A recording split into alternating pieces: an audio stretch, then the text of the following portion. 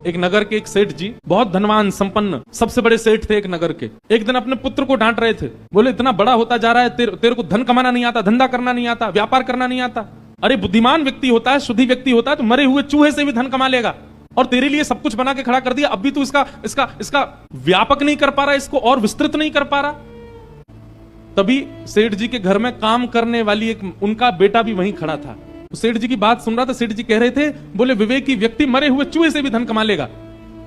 काम करने वाली के पुत्र ने मन में विचार किया, इतने बड़े नगर के सेठ, इतने धन कमाने वाले सेठ जी कह रहे हैं मरे हुए चूहे से धन कमाया जा सकता है, तो जरूर इनकी बात में सत्यता होगी। उस बालक ने क्या किया, संकेत ही कर रहे थे, मरा हुआ चूहा कहीं पड़ा था। उस बालक ने वो चूहा उठा लिया, दासी के पुत्र ने, और उस पर विचार नहीं किया कि इससे पैसा कैसे कमाना है। सेठ जी ने कहा इससे पैसा मिलेगा तो मिलेगा, और लेकर के चूहा वो चलने लगा। हम आपको ये बात बताना चाह रहे हैं कि बड़े जनों की बात पर अगर आप बिना विचार किए केवल विश्वास कर लेते हैं तो उसका परिणाम क्या होता है। दासी पुत्र चूहा लेकर के आगे जाने लगा। इतने में आगे से एक और सेठ जी आ रहे थे, उनकी बेटी साथ में थी। बेटी की गोद में बिल्ली लगी थी, और बिल्ली जो है वो खोंचा मार रही थी, भूख लग रही थी उसको। बेटी ने अपने पिता से कहा, मेरी बिल्ली बहुत भूखी है, देखो अब जल्दी घर पहुंचना है पिताजी, ये बहुत खोंचा मार रही है मुझे। तभी देखा सामने से एक छोटा सा बालक हाथ में मरा हुआ चूहा लेके आ रहा है।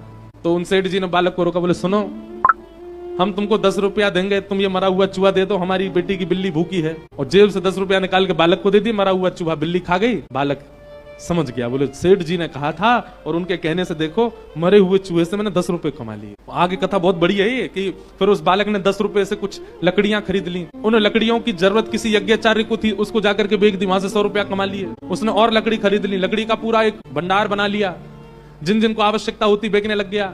एक दिन उन्हीं सेठ जी के माता जी की मृत्यु हो गई, उनके अंतिम संस्कार के लिए लकड़ी चाहिए थी, पर इतनी वर्षा हो रही थी कि कहीं सूखी लकड़ी मिली नहीं। तभी ढूंढते ढूंढते लोग इस बालक के पास आ गए। अब ये बड़ा हो चुका था, इसने कुछ लकड़ियों को वर्षा से संभाल के रखा था।